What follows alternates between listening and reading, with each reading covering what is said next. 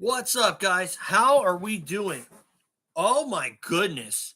Jett Lawrence, I think there's no chink in that guy's armor as we prepare for the Thunder, as we prepare for as I prepare for the recap from High Point. Ken Roxon was in. He did pretty well. 7-2 for second overall. Probably could have been 2-2, but nope. Crash in the first moto ruined that one. He ended up seventh. He was down for a long time. But still, Jett Lawrence, I said this earlier, there is really no chink in that guy's armor because the way I see it right now, he pulled a Jeremy McGrath today. I'm not going to lie to you. Jett Lawrence pulled a Jeremy McGrath from back in the day where Jeremy just let the races come to him when he was dominating the Supercross series. And my goodness, he didn't panic at all. Something's telling me that Jett Lawrence is too good for the 450 class now. I mean, that guy's got a long career ahead of him, but he's proven but for riding for a 19-year-old, he's riding like he's probably an advanced version of 30 or 40. I'm not going to lie to you. That guy he can do no wrong, Ricky could do no wrong, it seemed like. Now Jett Lawrence is doing the impossible. And although Ken Roxon led some laps at High Point today, I should say, I think that Roxon going Supercross only, he's trying to extend his career the same way that McGrath did. And so far it seems to be working. Did I expect Roxon to win? No. I actually didn't even know he was going to race. But he made me look like a total fool on the Rocky Mountain side. I had it as Jett Lawrence, Cooper Webb, Aaron Plessinger for top three, Cian Cirillo and Ferrandis rounding out the top five, and Derek Drake for 14th. I think the only one I got right was Jett Lawrence. But I don't know. The way I see it right now, Jett Lawrence, that guy, he's going to go 22-0. Let's just face it. I don't think there's any chink in his armor, like I said earlier. The Mother Nature could have played a role, but she didn't. Unfortunately, we had kind of a semi-dry race today, and it wasn't goopy kind of mud, but it was a raceable track, and there was no goopy mud, no slimy mud. There were guys going down, but it didn't claim the whole field per se. But the 450 class, nothing's new. And Chase Sexton, I hope you're healing up. We want you back in the series. I was hoping that you'd be the champ again, but now it's not looking like it. Especially if he sits out one more race. But hey, we hope we'll get Chase Sexton back on the 450, and we'll hopefully see some good battles because Chase Sexton seems to be the only guy to really run with Jett Lawrence until Ken Roxon stepped in. So, but I don't know.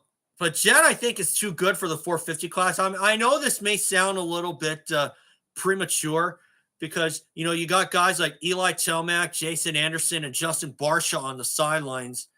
They're out with injuries. But even when Anderson and Barsha come back at least, I don't know if they're going to be up to par.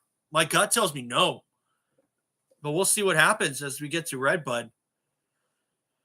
Okay, now the 250 class. Hunter Lawrence. Jason Wygant was saying on the Peacock show that he's calling Levi Kitchen Mr. Second Moto.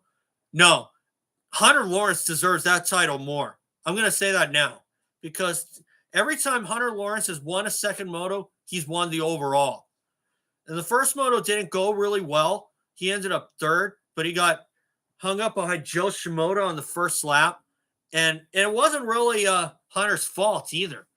And but he managed to come back for third. He made me look like a genius on the Pulp MX fantasy site. And But I have to admit, I hope that Hayden Deegan doesn't lose any sleep over losing that first moto to RJ Hampshire. But Hampshire, God, I cannot put my finger on who he reminds me of, who does good at one moto and then does something really dumb in the second moto. It's either the first moto or the second moto where Hampshire does something dumb, and that's what we saw today. And if I'm in the Rockstar Husky pits, I sure don't want to be around Hampshire and Jalek Swole, because I guarantee you, if the shoe's on the other foot, Swole's going to give Hampshire a taste of his own medicine, teammates or not. But still, Jalek, I thought, rode pretty well, especially since he was like the first 50-pointer in the first moto, and he finished in third. And although he didn't do that well in the second moto, partly thanks to RJ, I mean, Hampshire, I know you're sorry and all, but really, doing all that stuff on the first lap, that wasn't smart. No, you had to let the race flesh out. Everybody got into a single file. Doing that on the first lap is way too early. Now, if it works, okay, I'll give you that. If you stay upright, but you both go down, you ruined it.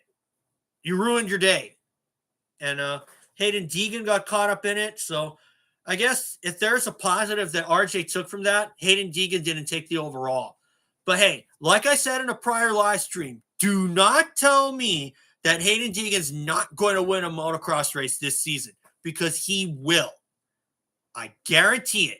He will win an overall. Because the way that he rides, he doesn't give two craps about anyone. He doesn't give two craps about anybody or anything. I mean, he rides with a lot of discipline, and I like that. So, but anyway, as you also saw in my title down below, Hunter Lawrence also docked 7 points, which I found out in the post show. And of course, naturally, Honda is appealing, and I would appeal that too. And as for Hunter Lawrence, I did not see a red cross flag out on the track at all. Of course, I'm a little bummed the race, and quite frankly, I don't think he should have been penalized. But I don't know. I'm going to have to do some digging after this and find out how that penalty came to be. And but still, Hunter still wins the overall. I like it. And something tells me that we're probably going to see Hunter Lawrence be that true Mr. Second Moto and still walk away with pretty much every win this season. Not going to lie, I think we're probably going to see not one but two perfect seasons with Jett and Hunter Lawrence. Jett in the 450 class, Hunter in the 250 class. The only difference there is that Hunter hasn't won a first moto. But we'll see. I mean, but if I'm, but the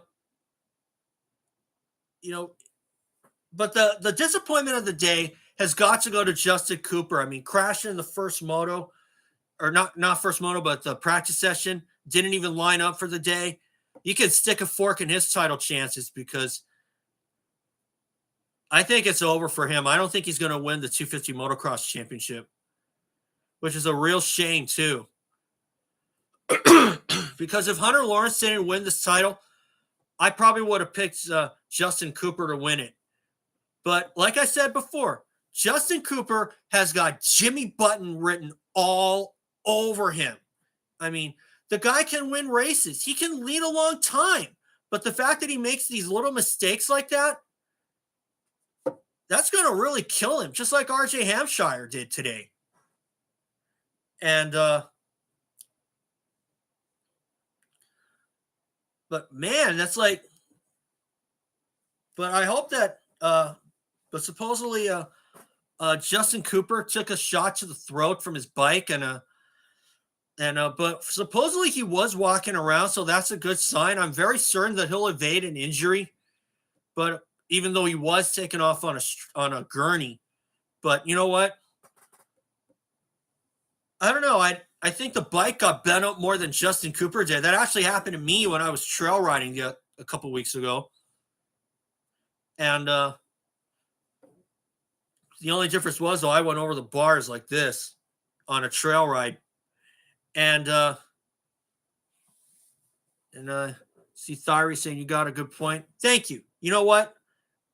I have to admit, though, that J. Coop, if he can stay away from those little things, I think he'll get back into contention. I just hope that's the only race that he misses. So, obviously, we got a week off for this.